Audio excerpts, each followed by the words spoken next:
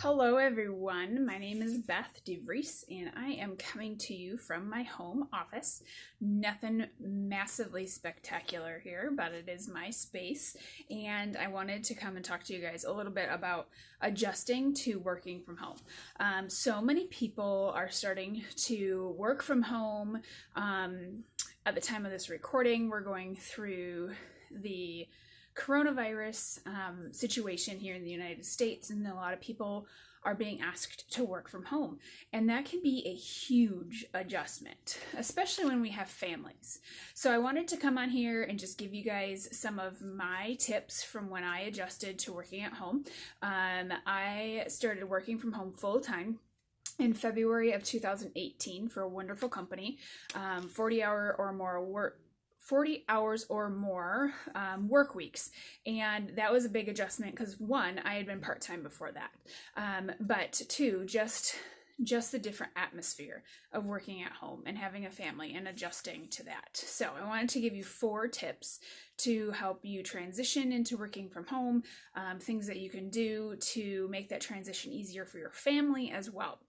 So first, keep your schedule the same as what it was when you were working in the office. Did you get up at 6 o'clock in the morning typically to go into the office or wherever you are working? If so, keep that schedule. Keep yourself on that schedule because it's what you're used to. And when you keep yourself on that schedule, it's a lot easier to transition into what you're doing from home. And it's going to feel normal. It's going to kind of give you an inner peace as well because you know what to expect. So keep your schedule, set your alarm, keep your typical morning routines. 2, if your kids are at home with you, it is okay. They will survive if you are not playing with them the entire time.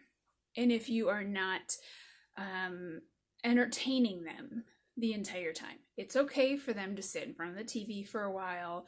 It's okay for you to hand them chores to do. It's okay for you to say, go find something to do because that helps them with their imaginations. It's okay to give them a coloring book or a task to do on their own. It's okay. They will survive without mom and dad holding their hand and giving them something to do every moment of the day.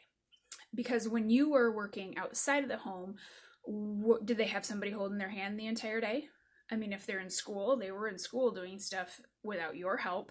They were being given independent tasks that they needed to do on their own. Even in daycares, they do not have somebody entertaining them the whole time. Often they're put, that your child's going to be in potentially a group of children who are their same age or around that same age, and they're going to be all playing together. They're going to be given a task to do.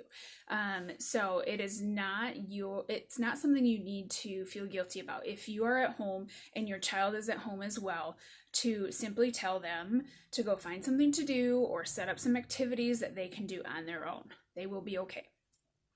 And then a huge one, find a dedicated workspace and communicate that to your family. This is my right. So to my right, I have my desk. And this is my dedicated workspace. My family knows this is mom's workspace. This is the space she is in when she does her work. It is not our space. We do not get to sit here and do our work. We don't get to sit here and do our homework. I don't get to sit here and color. This is mom's space. So set up your own dedicated workspace and communicate that with your family and communicate your expectations for what your workspace is going to be. And then that's going to flow into the last one that I wanted to share with you. Just set expectations. If you are planning on working 8 to 5, set that expectation and let your family know. Communicate with them what your work hours are going to be. Communicate with them when you're going to take a lunch. Communicate what your breaks are for. Are they for you, or are you going to set 15-minute breaks throughout the day? Because you're going to get a break at your regular job. Are those breaks now going to be at home and you have 15 minutes and you can go play with Susie on something she wants to do for 15 minutes? Set those expectations. Let your child know, especially children, if they're at home with you, that okay, mom's going to work from 8 to 10, and then we're going to have a 15-minute break, and we are going to play, and we're going to dance, and we're going to have fun, and we're going to get our energy out, and this is me and you time. Then mom has to go back to work, or dad has to go back to work, or whoever it is. So set those expectations of what your hours are going to look like each day, when you're going to take your lunch breaks, if you're going to have breaks throughout the day, and if those are going to be, dedicated to your kids, or if you need to do other activities during those. So I hope those help you with adjusting into working from home.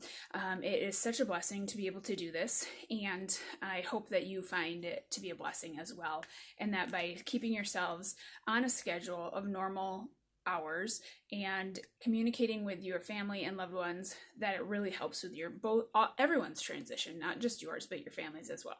Have a great day.